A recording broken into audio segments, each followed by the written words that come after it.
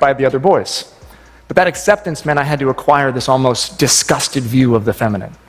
And since we were told that feminine is the opposite of masculine... Breaking news. Justin Baldoni has just scored a major win, and by extension Blake Lively has taken a significant loss. The situation raises questions about hypocrisy, especially as Lively has reportedly urged the courts to limit public discussion while legal actions continue to expose communications, including call and text logs tied to Wayfarer-related parties. Once celebrated as an internet favorite, Blake Lively alongside Ryan Reynolds has watched her public image and career momentum falter following Baldoni's headline-grabbing court victory, with her attempt to sway public sympathy backfiring dramatically. Rather than a focused legal or PR strategy, a scattershot approach appears to have undermined her position, placing both her and Reynolds under an unforgiving spotlight. Old footage has resurfaced that seems to confirm long-standing claims about Lively's desire to control productions, even misleading directors to gain creative authority, reinforcing the perception that this outcome was not the result of a simple misunderstanding or minor error. What began as Justin Baldoni's passion project at Wayfarer Studios reportedly devolved into what insiders describe as a hostile takeover, with Lively asserting an almost unquestioned entitlement to shape every aspect of the film, though she has publicly framed her actions as a desire for greater authorship and creative fulfillment. Beyond merely showing up and looking cute, reports allege she crossed professional boundaries by rewriting scenes, altering costume designs, firing the original editor, and assembling her own team of creatives, sidelining Baldoni's original hires. These moves, far from being casual input from an engaged actor, are portrayed as a calculated effort to seize full creative control, generating intense behind-the-scenes conflict. Now, the very tactics Lively allegedly used to marginalize Baldoni during production appear to be turning against her in court, leaving her narrative exposed and her reputation facing serious consequences. What may have initially felt to some like having the rug pulled out from under them, escalated dramatically with Lively's most serious misstep, an unauthorized screening, while the film was still in the editing phase. Despite explicit instructions from Wayfarer Studios to show only a brief unfinished segment, Lively allegedly insisted on presenting an unapproved rough cut of the entire film at a literary event, even transporting the footage herself, blindsiding the studio and violating standard industry protocols that tightly control early cuts.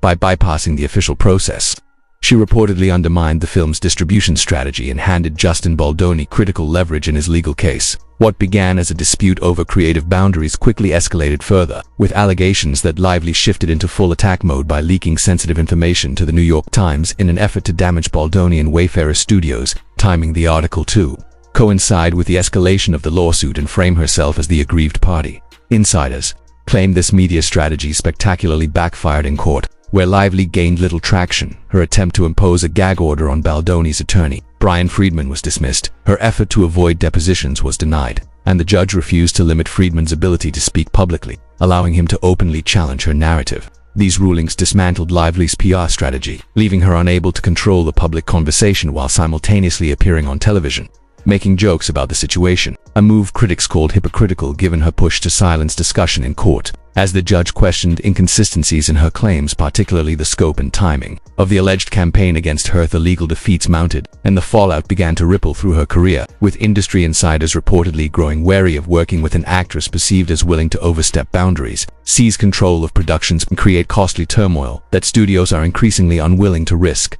The situation is deeply unsettling, especially for anyone who believes facts should come before judgment, as Justin Baldoni suffered real professional consequences long before the full story emerged. The stakes extend beyond Blake Lively to Ryan Reynolds, who is now increasingly implicated amid allegations that he supported her takeover of the project, possibly to position himself for a sequel, putting his once unassailable Hollywood reputation at risk. Lively entered the legal battle expecting to control the narrative, but instead faced a humiliating series of courtroom defeats that exposed what critics describe as repeated legal miscalculations by her team. Her attempts to silence Baldoni's attorney, Brian Friedman, avoid depositions, and shape public perception all backfired, culminating in the court's firm rejection of her gag order request on February 19, 2025. Freeing Friedman to continue speaking openly, the judge's refusal to grant broad latitude shattered Lively's strategy, allowing Friedman, who has already labeled her accusations strategic and dishonest, to publicly dismantle her claims without restraint. Matters worsened when the court denied her effort to avoid questioning under oath, to rejecting arguments that her status justified shielding her from deposition and ruling instead that she must answer directly to Baldoni's lawyers. This decision opens the door to intense scrutiny of every alleged action during production, From rewriting scenes and hiring her own editor to leaking information to the press and attempting to dominate Wayfarer Studios. Compounding the fallout, Baldoni's defamation lawsuit against the New York Times has escalated the stakes further, forcing Lively to confront her actions under oath with no ability to script her way out. Critics argue that her allegations have repeatedly unraveled in the face of documented evidence, particularly text messages, casting her claims in a far harsher light. The judge's refusal to limit what Baldoni's legal team can reveal has only amplified the damage, as Friedman continues to accuse Lively of hypocrisy for leaking confidential material while seeking to restrict access to evidence. Across Hollywood, industry insiders are watching closely, increasingly skeptical of what they see as attempts to manipulate both the legal process and public opinion, and many executives appear wary of an actress whose documented efforts to seize creative control and rewrite narratives on and off screen now threaten to overshadow her career. Justin Baldoni attorneys responded forcefully to the latest filing, once again calling out what they characterize as contradictions in Blake Lively's legal strategy. As industry reaction continues to intensify, a source from a major Hollywood studio told Variety on February 22, 2025, that Lively's repeated courtroom losses are sending shockwaves through the business, with studios now seriously reconsidering future collaborations due to concerns over her unpredictable legal behavior. The irony has not gone unnoticed. After aggressively publicizing and litigating her claims in the media, Lively is now attempting to block public access to evidence, prompting critics to question why transparency suddenly became a problem. Speaking to The Hollywood Reporter on February 25, 2025, a legal analyst bluntly described the situation as career suicide, noting that every maneuver has backfired while the industry watches in real time. With thousands of pages of documents including text messages and emails set to be scrutinized, her deposition scheduled, and Baldoni's attorney Brian Friedman free to speak without restriction, the illusion of control has collapsed. Observers point out that it was Lively's own team that leaked private communications to the New York Times without due process, making her current claims of reputational harm appear deeply inconsistent. As a result, her career is now widely seen as teetering on life support, with Hollywood increasingly viewing her as a liability rather than a leading figure. This downfall was not the result of a single mistake but a cascade of calculated missteps that spiraled out of control, beginning with a PR crisis in early 2024 and reaching a breaking point by January 2025, when fans criticized her handling of domestic abuse themes in It Ends With Us.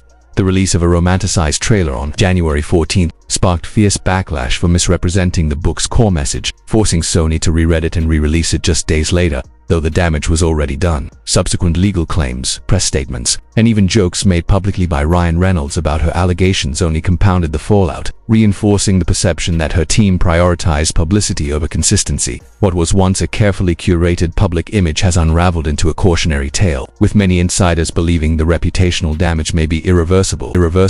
What often gets lost is the difference between emotional reassurance and factual evidence. When a woman has a bad breakout, friends instinctively say it doesn't look that bad to make her feel better, but that kind of support can't later be repackaged as proof of wrongdoing, a point already raised back in October. Against that backdrop, the sudden emergence of a lawsuit raised serious questions about timing, especially since Baldoni and Lively's on-screen chemistry was praised early in production, before rumors began circulating that Baldoni was difficult on set, followed by Blake accusing him of misconduct by December 2024.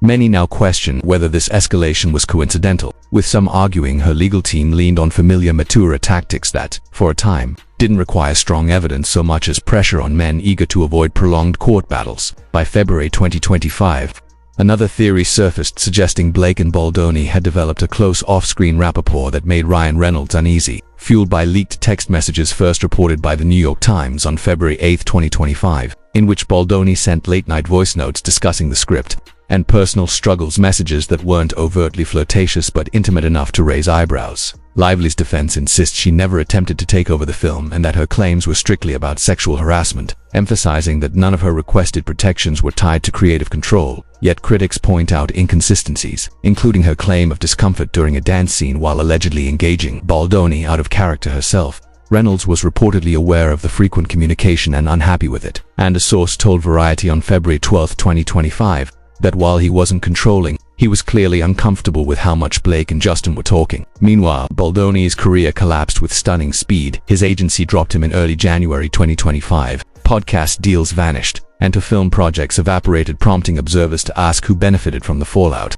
Legal analysts note the lawsuit extends beyond a single film into broader Hollywood power dynamics, but studios care less about moral arguments than financial risk. And once a scandal starts costing money instead of generating buzz, executives get nervous. Questions also linger about Lively's choices, such as why she didn't request an intimacy coordinator going forward if she felt unsafe, or why she allegedly invited Baldoni into her trailer after the very scene she later described as deeply uncomfortable, leaving the narrative riddled with contradictions that continue to fuel skepticism. Wayfarer Studios has already moved to distance itself from Justin Baldoni despite his status as a founding member, removing references to him from upcoming projects. While Blake Lively's own production reputation has reportedly collapsed in parallel, sources close to Sony say she significantly overstepped her role on It Ends With Us, and insiders told Variety on February 10th that studio executives now view her as difficult to work with, prompting major producers to hesitate before attaching her to future projects. By February 19, 2025, Deadline reported that discussions for a major Netflix series had abruptly gone silent. Baldoni's team disputes claims that Lively lacked support on set, stating she had full access to an intimacy coordinator and was never deprived of one, accusing her instead of retroactively framing non-issues as misconduct. Hollywood, however, remembers how these controversies tend to play out. After the Johnny Depp Amber Heard trial, studios avoided both actors for years, and even Depp's legal victory did not fully restore his career, underscoring that the industry prioritizes stability over verdicts. Lively and Baldoni now occupy that same uncomfortable space, where regardless of who prevails legally, studios are wary of the baggage. A central point of conflict remains Lively's claim that Baldoni deviated from a pre-approved script she signed onto, allegedly introducing gratuitous sexual changes, a charge Baldoni flatly denies, insisting those elements were already in the script and noting that Lively herself initiated unscripted intimacy at times, which he interpreted as collaborative chemistry. In Hollywood, forgiveness is transactional and driven by numbers, and Lively's future may hinge on her next project, an untitled crime drama slated for release in 2025. If it underperforms, studios are likely to sever ties, while even success may only earn her a cautious second chance. A February 25, 2025 report from The Hollywood Reporter noted that her star power is no longer what it once was, and this scandal has only accelerated that decline, making the stakes clear. This is no longer just about public perception, but about whether audiences and studios are still willing to invest in Blake Lively at all. That as the lawsuit descended further into chaos, troubling behind-the-scenes behavior began to surface, particularly Blake Lively's unusually close relationship with her much younger co-star Isabella Ferrer. Ferrer, who was 23 at the time and played the younger version of Lively's character in It Ends With Us, reportedly became deeply entwined in Lively's personal life, with accounts suggesting that Lively, then 37 and a mother of 4, invited her over for sleepovers, purchased expensive gifts, and treated her like a younger sister as early as December 2020. A Variety article dated February 10, 2025, described the bond as intensely personal and almost strategic, prompting growing concern over the power imbalance between a seasoned Hollywood star and a young actress still establishing her career. These concerns intensified as Lively appeared to contradict herself, arguing that any deviation from the pre-approved script was unacceptable while simultaneously defending her own extensive rewrites as justified, leaving critics asking where the boundaries actually were. Some observers believe Lively leveraged her influence to pull Ferrer into her inner circle as a way to secure loyalty during the legal battle, raising fears that the relationship crossed from mentorship into potential manipulation. Ferrer publicly supported Lively's allegations against Justin Baldoni in a January 2025 interview, saying Lively made her feel safe, but skepticism followed, given Lively's ability to impact Ferrer's future opportunities. Industry insiders suggested Ferrer may have felt pressure to side with Lively to avoid career repercussions, a suspicion reinforced by a February 14, 2025 report, describing the relationship as more strategic than sincere. Critics also pointed to text messages showing Lively repeatedly altering scenes while framing herself as a creative force rather than a controlling presence, arguing that the big sister dynamic conveniently aligned with her legal strategy. As Baldoni pushed back, some commentators went further, suggesting Lively may have been positioning Ferrer as a supportive witness if the case went to trial, a theory echoed by a New York Post journalist on February 17, 2025, who noted that allies would have been crucial to reinforcing her claims. As public trust in Lively's narrative continues to erode and Hollywood grows increasingly wary, questions surrounding the ethics of her relationship with Ferrer, whether it was genuine mentorship or calculated legal positioning, have only deepened the controversy, further clouding an already uncertain future for the case.